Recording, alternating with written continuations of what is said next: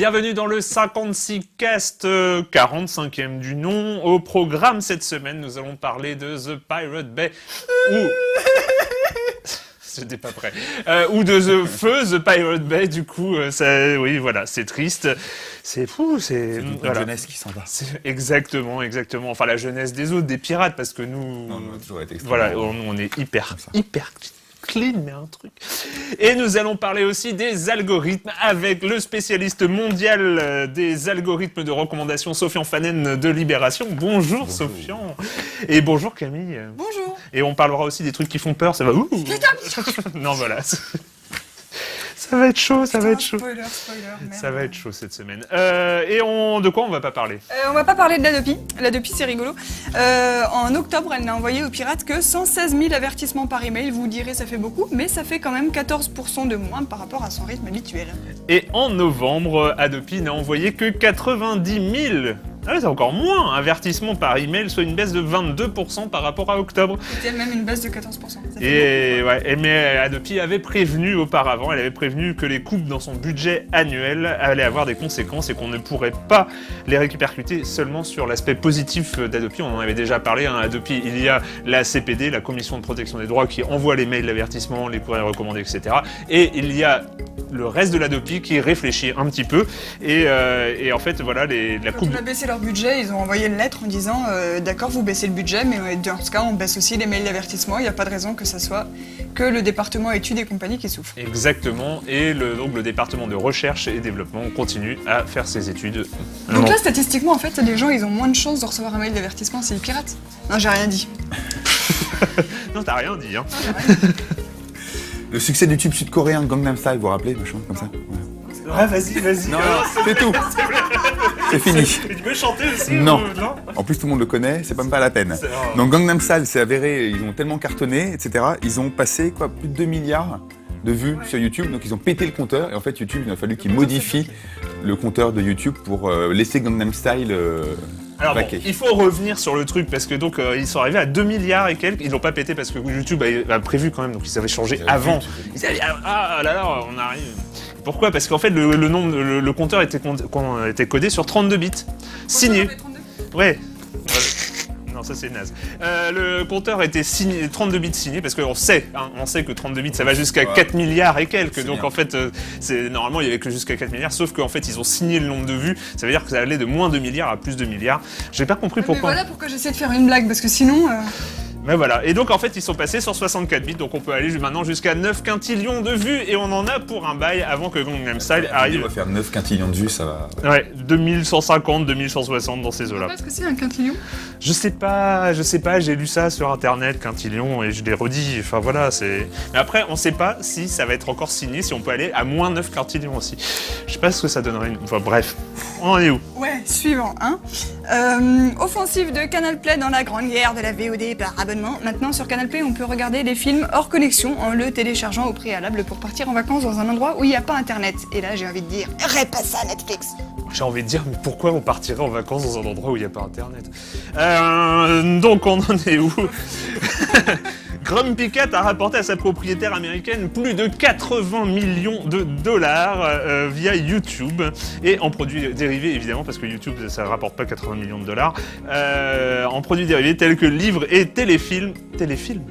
Mais tu sais, ah oui, c'est vrai. on avait passé en virgule what the fuck, il y a un téléfilm pour Noël à la télé américaine. C'était le pire Noël de Grumpy Cat. Tu veux que je te raconte l'histoire? Non, on va pas en parler. Et donc 80 millions de dollars, c'est quand même plus que la fortune de Nicole Kidman, Cameron Diaz ou Matt Damon. C'est proportionnel au talent, hein. Ouais. Voilà.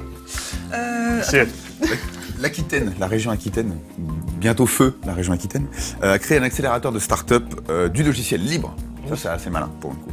Voilà, qui devrait faire naître au moins 6 programmes par an. Alors par contre, ça s'appellera la banquise. Rapport aux pingouins. Les pingouins, Linux, tout ça. ça. Exactement. Attention, subtil. C'est à qui? C'est à moi. Ouais. YouTube est en train de déployer un nouvel outil qui permettrait de... Ah, c'est génial. Qui permettrait de créer des gifs animés à partir des vidéos qu'il autorise. Ce que j'aime bien, c'est que tout le monde sait que tu découvres la news en même temps que tu la lis. Mais non, je redécouvre la notion de créer des gifs animés à partir des vidéos YouTube. Oui, c'est vachement bien. Ouais. Non, parce qu'avant, il fallait des programmes chiants et tout, avec des C'était pubs relou. dedans. C'était relou. Et la traditionnelle non-news dont on a lu que le titre et on n'a rien compris. Je cite, résultat sage, la stabilité malgré la France. Ça donne envie d'en savoir plus. Et les résultats passage alors, hein, ils n'auront pas de cadeau à Noël. Voilà, c'est tout. Il y a un vrai mystère. L'actu.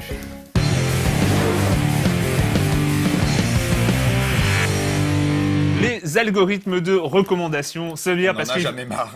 et il faut des journalistes spécialisés, c'est ce qu'on appelle la verticalité de l'info. Et donc voilà, et c'est toi. C'est ma quête. Ceci dit, on se moque, mais le truc c'est que c'est un des sujets les plus passionnants sur tous les systèmes de VOD et de SVOD. Oui, parce que ça concerne pas que la musique. Voilà. Ça s'applique à la VOD, à la vidéo, ça s'applique même au livre, ça s'applique à la vie, j'ai envie de dire. C'est ça. La recommandation de la vie.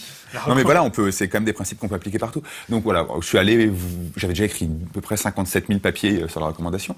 Et voilà, suite au rachat de The Econest par Spotify, donc The Econest, c'était l'été dernier, The Econest c'est la boîte qui fait de la donnée sur la musique. Depuis longtemps, ils ont accumulé énormément de données sur la musique, et à partir de ça, ils vendaient ces données, ce savoir pour la pub, ou ils vendaient ça aussi à Spotify, à Deezer, qui pouvaient avoir un savoir un petit peu plus fin sur les usages de leurs utilisateurs, sans avoir forcément les équipes à domicile.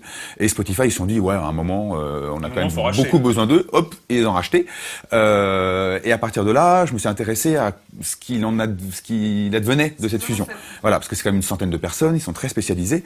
Donc je suis pas allé voir chez Econest à New York, j'aurais bien aimé, mais je les ai eus par vidéoconférence. Je suis allé chez Spotify à Paris, et pour qu'ils m'expliquent un petit peu comment non, mais ils sont à New York en fait. Toute la recommandation est à New York. Et donc ils m'ont expliqué un petit peu que maintenant, en fait, ce qu'ils cherchent, c'est ce qu'ils appellent la longue session d'écoute où on ne fait rien. Où en gros, leur utilisateur, il appuie sur un bouton, ou limite bientôt il n'y aura même plus à appuyer sur un bouton, et il va avoir une demi-heure, 1 heure, 7 heures, 4 jours de musique qui lui est programmée rien que pour lui. Mais pile poil pour ses goûts. Pile poil pour lui. Enfin, ça c'est le but, c'est la théorie. On n'est pas encore... ça marche pas encore parfaitement.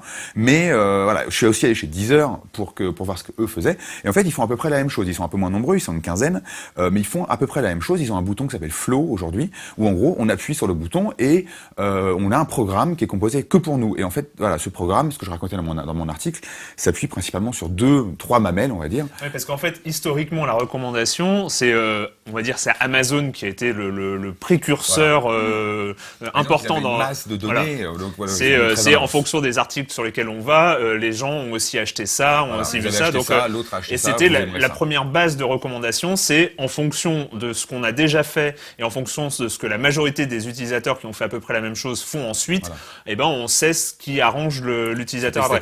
Donc et dans la musique, c'est à peu près la même chose, c'est ce genre de truc. Mais finalement, maintenant, ils commencent à aller regarder à l'intérieur de la musique. Ce premier système de recommandation, il y avait un blocage principal, c'est-à-dire que si personne n'écoute ou ne regarde telle œuvre, en fait, elle sera jamais recommandée.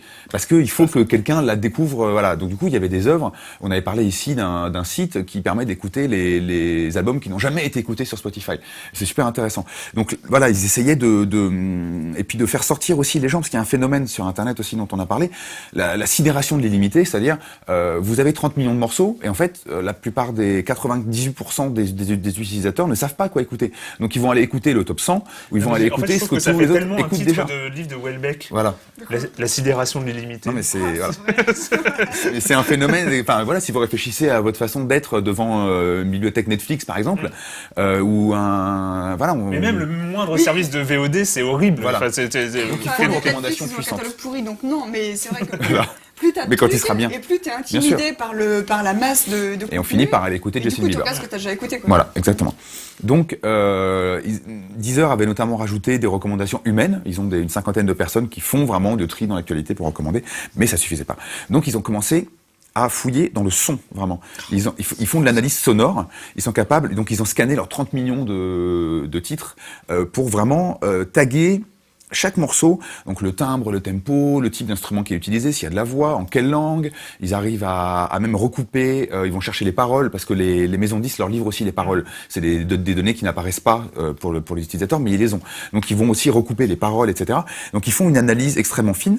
À côté de ça, Spotify, par exemple, ils vont analyser 10 millions de textes par jour. Donc les textes, ça peut être un tweet, ça peut être un post de blog, un article, n'importe quoi. Ils arrivent à faire de l'analyse. Alors, ça va pas encore hyper en profondeur sur l'analyse de texte, mais en fait, ils arrivent à sortir des mots-clés sur tel artiste. Pourquoi ils analysent les tweets ? Parce que ça permet de sortir des mots-clés aussi. Parce que si dans une critique de disque, d'un disque qui vient de sortir, le journaliste a cité d'autres disques... Si on cite d'autres disques, ou si on cite ces trucs sont liés. Ou s'il y a un adjectif qui ressort, si c'est noir, lugubre, joyeux, festif, etc. Atmosphérique. Voilà. Non mais c'est vraiment des choses qu'ils arrivent à analyser aujourd'hui, ça commence à aller vraiment en profondeur. Donc voilà, donc ils ont cette masse de données-là, ce qui leur permet de caractériser en gros leur musique. Et une fois qu'ils ont caractérisé cette musique, ça leur permet de la recommander beaucoup plus finement, notamment... ça c'est l'autre volet, Spotify fait ça, c'est les test profiles où ils suivent, ils traquent, et Deezer pareil, ils traquent leurs utilisateurs. Si vous êtes en mobile, ils le savent. Si vous écoutez la musique si vos enfants écoutent de la musique pour enfants le matin au petit déjeuner, mais que vous, sur le même compte, le midi, vous écoutez Sigur Rós parce que vous avez besoin un peu de vous détendre, voilà. En fait, ils arrivent à comprendre votre rythme de vie. Si vous êtes au sport, tous les mardis à 18h, ils sont capables de vous recommander de la musique un petit peu rythmée pour le sport, sans que vous ayez à demander quoi que ce soit le mardi à 18h. Donc ça commence vraiment à être un peu flippant. Et finalement, c'est ce grand fantasme du big data qui fait beaucoup parler depuis 2-3 ans, c'est-à-dire toutes ces données accumulées par les utilisateurs. Pendant très longtemps, on savait pas vraiment quoi en faire, et maintenant, on commence justement à pouvoir aller chercher dans ces données-là. Ce qui est rigolo, c'est qu'on dit toujours c'est pour l'avantage des utilisateurs, mais c'est pour votre bonheur qu'on vous traque, qu'on enregistre tout ce que vous faites. Tout ça pour vendre des abonnements, parce que la clé du truc, c'est que les abonnés, soit ils s'inscrivent, soit ils s'abonnent tout de suite, le premier jour, soit ils s'abonnent au bout de 4-6 mois. Il faut qu'ils utilisent le service pendant 4-6 mois, donc il faut créer une sorte de... Ce que les boîtes expliquent, c'est qu'il faut créer une intimité avec le... Voilà, c'est leur jargon. Et en fait, il faut que Deezer ou Spotify, ou ça marche pour n'importe quel autre, fasse partie de la vie de l'utilisateur. Et à partir du moment où ça fait partie de la vie de l'utilisateur, mécaniquement, il va devenir abonné à un moment ou à un autre, et bim, c'est gagné, et voilà. Et comme donc les gens créent de l'intimité avec des algorithmes. Voilà. Et comme Spotify, Deezer, etc., ils arrivent tous dans les voitures également. Il y a des partenariats avec tous les loueurs de voitures. En Europe, c'est pas encore trop développé. Mais aux États-Unis, vous louez une voiture, vous avez SiriusXM, vous avez Spotify maintenant, etc. Et du coup, quand on est au volant, on n'a pas de quoi changer la musique, voilà. Et du coup, il suffit d'appuyer sur un bouton, et là, vous pouvez rouler, traverser tous les États-Unis avec que de la musique qui va vous plaire. Ça, c'est la théorie. C'est la théorie. En tout cas, c'est assez marrant parce que ça va très très vite.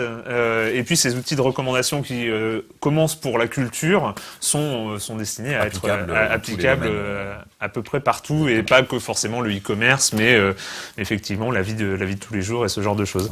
Non, mais c'est plutôt cool parce que il y a un moment, la recommandation, ça prenait une tournure. C'était un petit peu comme le défaut de Google en fait. C'est qu'on tourne toujours en rond, on découvre jamais rien et on est enfermé dans un bout d'internet qu'on connaît déjà. En fait, ça permet de découvrir et là, on pas sort mal de choses. enfin. Donc c'est.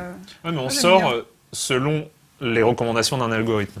Oui, mais tu serais pas sorti tout seul, donc c'est déjà mieux que rien. Voilà.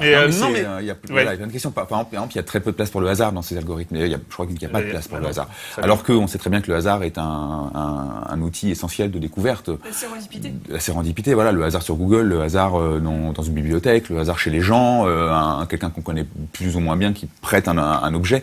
Et ça déclenche une passion ou pas. Et puis toute la question, c'est qu'on est finalement on est aussi dépendant des gens qui codent ces algorithmes qu'on ne connaît pas, qu'on ne sait pas les décisions qu'ils prennent. C'est comme, je ne me rappelle plus son nom, mais le responsable du newsfeed de Facebook qui est considéré comme une des personnes les plus puissantes au monde, parce qu'il décide de ce que vont lire 1,5 milliard de personnes. S'il a envie de faire passer des messages subliminaux, il le fait et on n'en saura rien. Et puis après, on se retrouve manipulé. On ne connaît pas les partenariats commerciaux éventuellement cachés derrière tout ça. On ne sait pas si telle liste est recommandée par un algorithme ou par un algorithme un petit peu modifié. Et la censure. Est-ce que les algorithmes prennent tout en compte, ou si dans une parole ils entendent des textes qui leur plaisent pas? Je sais pas, mais c'est vrai que les maisons de disques qui vont devoir payer enfin, à qui on va proposer de payer pour que leurs disques reviennent plus souvent dans les algorithmes. C'est redoutable. Ça, Alors, ça moi, va- ça va venir j'ai très posé la vite, question. J'ai posé la question chez Deezer, Ouais. Spotify. Ils Ils ont m'ont dit dit non, non, jamais. on ne le fait pas. Oui, mais on le Ils fera. ont pas dit jamais. Non. Ils ont dit non, on ne le fait pas. Et c'est Pareil, vrai je leur ai demandé s'ils vendaient ces données, enfin voilà, s'ils monétisaient, comme on dit, ce savoir-là et ces données-là, etc. On dit non, pour l'instant, c'est que pour que les gens écoutent des bons disques. Mais non, mais t'imagines le pouvoir de... Bien sûr, c'est énorme. Quand tout le monde utilisera l'algorithme, ils auront appuyé sur un bouton et la major qui passera le dernier tube, hop, ça passe chez tous les utilisateurs ou presque. Et le disque ira chez les gens qui vont l'apprécier. Ça fait peur quand même un petit peu. c'est un peu- Non, mais toujours. Même c'est intéressant de Oui, savoir non, comment non. tout ça fonctionne. Merci. Et c'est la virgule what the fuck. Et c'est quoi la virgule what the fuck? Bah, on va regarder, puis on dit Ouais, après. on va regarder et on regarde. Et on regarde.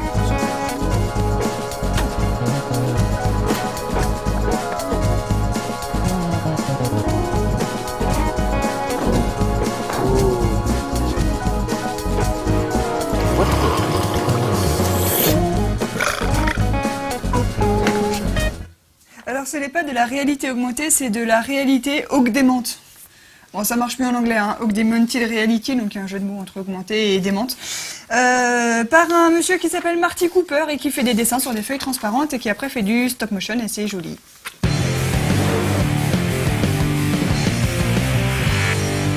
Et donc là, nous aurions aimé mettre la marche funèbre pour introduire cette actualité, car... Si vous faites les pleureuses derrière, je pense que ça fait le même effet.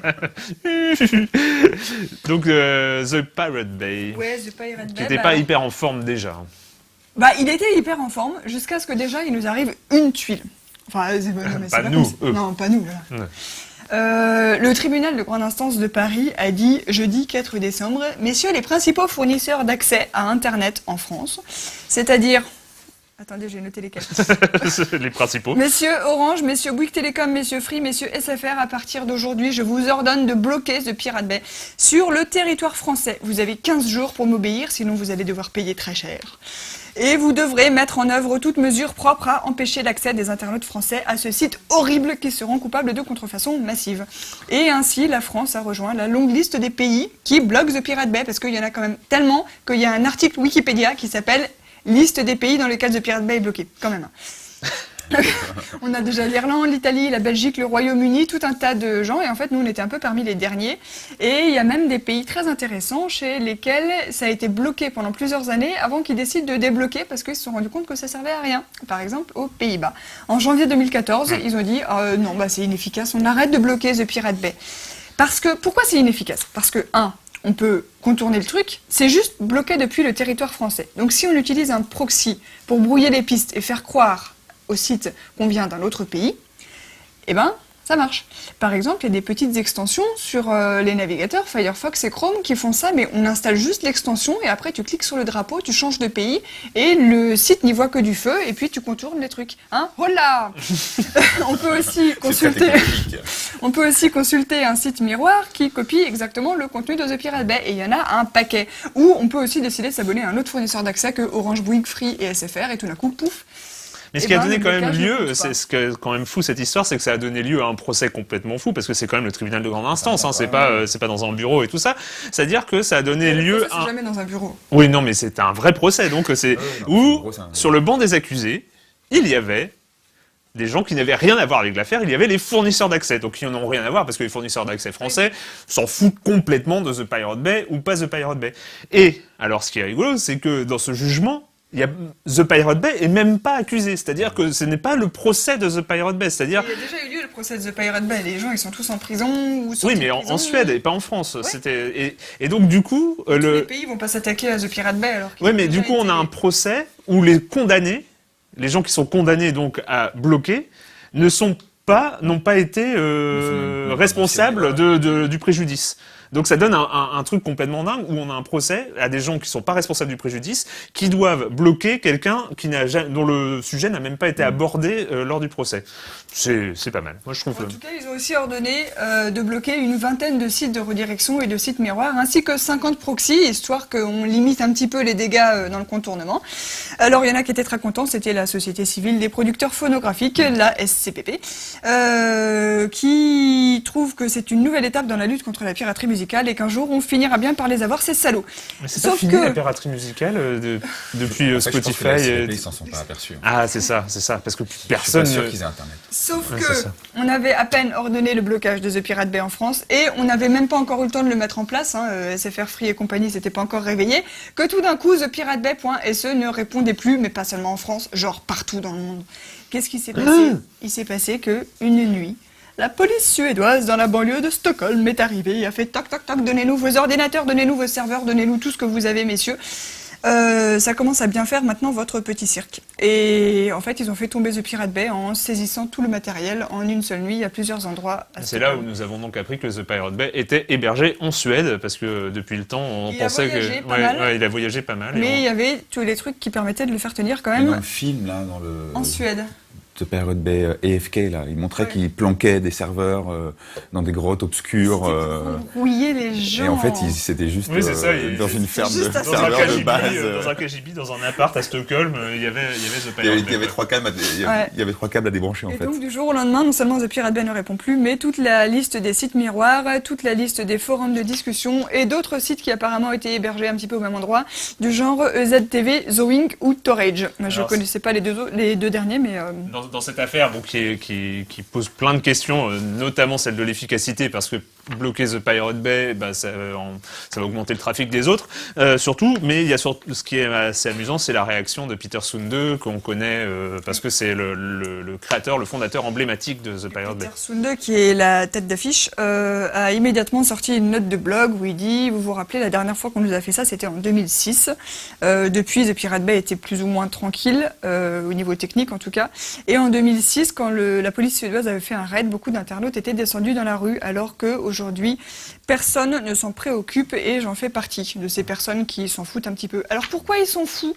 Parce qu'il dit que The Pirate Bay c'est devenu trop nul et avant c'était trop bien quand il l'a fondé, mais que maintenant que c'est plus lui qui s'en occupe, c'est trop nul parce que c'est devenu un supermarché du peer-to-peer, parce qu'il y a des bannières de pub pour du Viagra et du porno partout, qu'il y a plein de bugs, que personne ne s'occupe de continuer à en faire le précurseur du piratage. En fait, lui, il a un peu l'impression que ce qu'il a créé, c'était le futur. Enfin, c'est vrai qu'il l'a créé avec toute une philosophie de la culture du partage. Il faut pirate, il faut que la culture soit accessible à tout le monde et tout ça.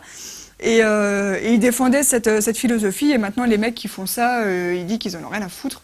Mais c'est vrai que t'as pas envie, pour ceux qui ont envie d'aller quelque part, aller sur The Pirate Bay, t'as pas envie, t'as l'impression que ça salit ton ordinateur, qu'il va y avoir des trucs partout, c'est si tout. Si t'as un bloqueur de pub, tu t'en rends pas compte, mais c'est vrai que c'est une institution, t'as plus l'impression d'enfreindre des trucs ou de... Ça sent un peu le virus dans tous les sens, quoi.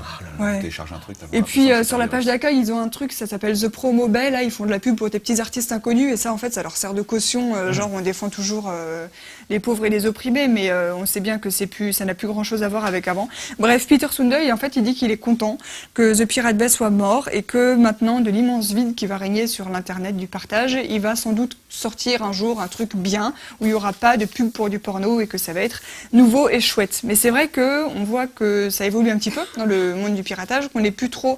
Les moteurs de recherche de torrent comme ça, comme The Pirate Bay, c'est plus super la mode, il y a Kikas qui marche toujours, mais il y a des nouveaux modèles en fait qui marchent mieux en ce moment. En France, on a T411 qui marche vachement sur le modèle communautaire, il y a des forums, les gens se remercient les uns les autres, ils font des fiches détaillées, des trucs à télécharger et tout. Alors T411, bien sûr, ils vont passer à la casserole aussi un jour parce que la SCPP a demandé à ce qu'il soit bloqué aussi. On saura en 2015 si c'est oui ou si c'est non. Et puis il y a d'autres modèles du genre Popcorn Time et Tribbler, c'est un genre de Popcorn Time un peu moins bien qui commence à décoller aux Pays-Bas et qui permettent en fait de commencer à regarder les vidéos avant que le téléchargement soit terminé. C'est un mi-chemin basé sur le protocole BitTorrent eux aussi. C'est du peer-to-peer mais qui fait semblant d'être du streaming parce qu'ils peuvent lancer le film avant que ça soit terminé, pardon. Mais c'est vrai que sur des sujets comme T411, c'est des sujets plus problématiques parce qu'on sait très bien que les gens de T411 se font plein de pognon sur des œuvres culturelles dont ils n'ont pas les droits, mais aussi il y a une communauté qui crée un contenu qui est vraiment une communauté de partage. Enfin voilà. Et le modèle n'est pas. Le modèle communautaire et le fonctionnement du modèle communautaire est relativement intéressant. Donc à voir. Je pense qu'on aura l'occasion, évidemment, d'en reparler. Le potager du web.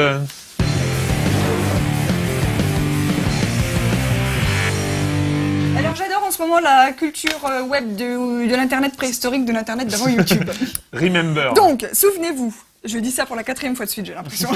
Souvenez-vous, à l'époque, on regardait quand même des vidéos, même s'il n'y avait pas YouTube, et on les regardait en flash sur les sites genre Coréus ou Fugly.com que j'ai redécouvert. Je pense que ça se dit ça existe encore? Tu connais? Non. Pardon. Ok.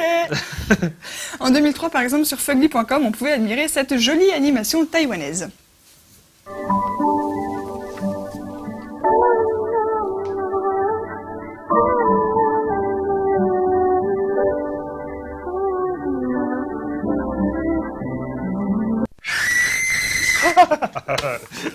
Et voilà. Voilà, la vidéo s'appelait Kikia et le visage à la fin, c'est tiré du jeu vidéo Fatal Frame 2. C'est connu ça? Pas des masses. Non, en tout cas c'était la Fatal Frame de la vidéo. Et toujours en 2003, si vous traîniez déjà sur internet, vous avez dû à un moment être invité à jouer à ce petit jeu Flash. C'est un labyrinthe où on ne doit pas toucher les murs, vous savez. Donc avec la souris, on passe. Il ne faut pas toucher la paroi, sinon on est mort et il faut recommencer le niveau. C'était super pénible. Donc là, ça va encore à peu près, voilà. Ou là, ça va être très chiant à la fin du niveau. Il va falloir aller très lentement et beaucoup se concentrer. Ouf, concentration maximum. Faut être concentré, Concentration, doucement, doucement, doucement, doucement. Mais là, t'avances plus, là. Et celui-là, alors j'ai joué et j'étais pas au courant et c'était vraiment, mais vraiment horrible parce que t'es comme ça devant ton écran, tu t'es tout approché de l'écran et tout, c'est affreux. Et là, cette fois, et tu tombes de ta chaise. Donc c'était par le développeur Jeremy Winterroad et le visage à la fin, c'est celui, vous l'aurez reconnu, de l'exorciste de l'actrice Linda Blair. Donc après, plein d'internautes ont créé leur propre vidéo sur le même principe. En gros, c'est pas compliqué, hein, on récupère la petite fille qui crée à la fin et tu mets à peu près n'importe quoi avant. Ça marche mieux quand c'est une image quasiment fixe, relaxante et que tu demandes au spectateur de se concentrer pour une raison ou pour une autre. Par exemple, cette vidéo de 2007 qui s'appelle The Story Behind the Rocking Chair. Donc l'histoire de cette chaise, comment ça s'appelle? Fauteuil à bascule. Avec comme descriptif, est-ce que vous croyez aux fantômes? Et donc on regardait ça. Puis comme on voit qu'il y a de la lumière qui change un peu, on s'attend à voir sortir un fantôme autour du fauteuil à bascule. Ah, il commence à bouger tout seul, il y a un fantôme. Voilà. Et les gens ne s'en lassaient pas. Ça marche la première fois, quoi, mais après... Mais il y a une époque où tout le monde s'envoyait ça tout le temps et t'étais tout le temps en train de te dire est-ce que ça va crier ou est-ce que ça va pas crier. Et du coup, il y a même des gens qui ont fait des modes d'emploi sur WikiHow et compagnie là pour apprendre à reconnaître en fait les vidéos qui s'appellent des screamers vidéo, donc des vidéos qui font crier quoi. Donc les indices, c'est si on vous demande de vous concentrer sur une image apparemment fixe pour y trouver une anomalie ou un petit détail, fermez la fenêtre. Si les commentaires sous la vidéo disent « Ah, je suis tombée de ma chaise !» fermez la fenêtre. Par exemple, cette vidéo qui s'appelle « Qu'est-ce qui cloche dans cette image ?» Le descriptif, c'est « Trouver l'anomalie, monter le volume sonore et regarder en plein écran pour mieux voir ». C'est pas un peu louche? Oui, c'est très très louche. Oui, non, là, oui. Alors, cherchez l'anomalie. Attends, je monte le son. Ouais. Montez le son chez vous. Tu trouveras mieux l'anomalie avec le son, je pense. Voilà. Bon, c'est vrai que mais, forcément, je me suis fait avoir moi aussi quelques fois. Oui. Et peut-être que tu t'es fait avoir avec celle-là, parce que celle-là, je me souviens, elle a beaucoup tourné en France. En tout cas, moi, je l'ai eu plusieurs fois. Elle s'appelait Subliminal Music and Image par Albino Black Sheep. Et on nous demandait d'abord de chercher un message subliminal dans les images. Donc, on va lancer. Voilà, il disait chercher le message subliminal dans ce truc-là. À la fin, il te retourne l'image et puis il te montre qu'il y avait qu'on peut le comprendre autrement. D'abord tu cherches, et puis il dit mais si regarde, là tu peux comprendre ça autrement l'image. Et après, et oui. C'est subtil. Donc là tu crois que c'est une vraie vidéo, et puis là il dit, et il y a aussi des messages subliminaux dans les paroles d'une chanson de Cradle of Filth que si tu l'écoutes à l'envers, je sais pas quoi, en fait il y a des messages sataniques. Donc du coup t'es super concentré sur les paroles.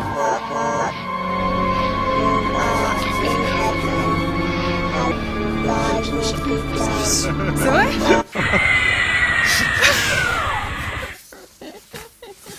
Et voilà. Ça donne envie de le refaire, ça, de renvoyer des vidéos comme ça. Oh ouais. On va faire ça sur l'écran, tiens. Couplé avec un petit Never Gonna Give You Up, là. Ça serait ou alors bien. dans Vendredi à poil, tu sais, Je fais quoi? une vidéo de chaton et tout ça. Si on avait eu le temps, on aurait parlé de Google News en Espagne qui va fermer ses portes ou pas.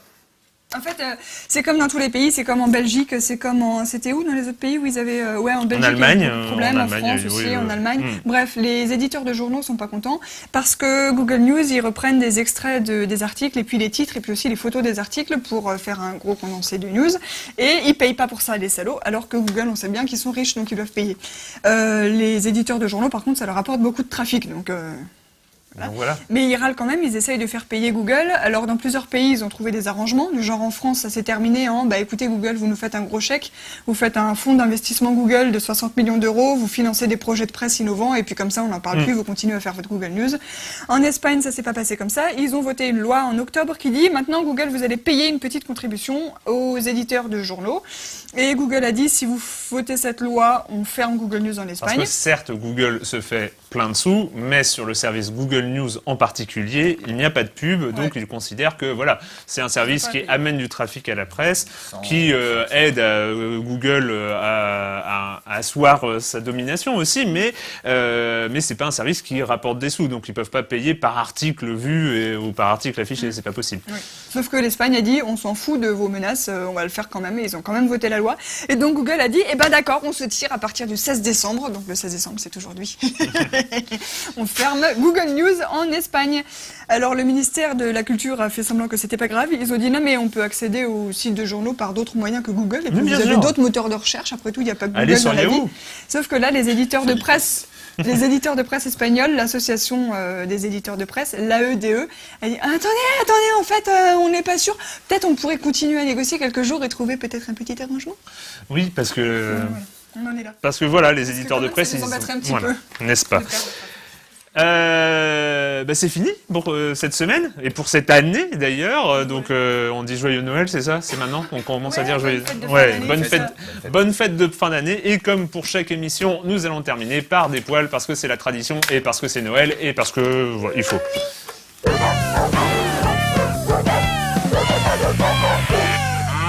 Donc c'est quoi cette semaine? Un chat. Ah. Ouais, ça faisait... Non, mais j'essaie de non, mais ça fait hyper longtemps qu'on n'a pas eu de chat. Mais oui, mais bien sûr. Mais là, c'est un chat. On a même eu des oiseaux, quand même. Des poils, oiseaux.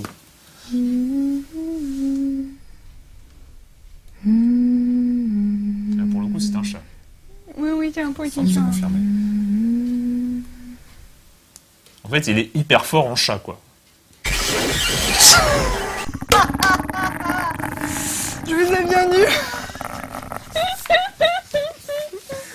On l'a vu venir. Non. Pas du tout. Je suis sûre que non. Par contre, vous disiez, elle a pas trop d'intérêt cette vidéo. C'est clair. On se retrouve l'année prochaine. Bonne fête de fin d'année. Ciao.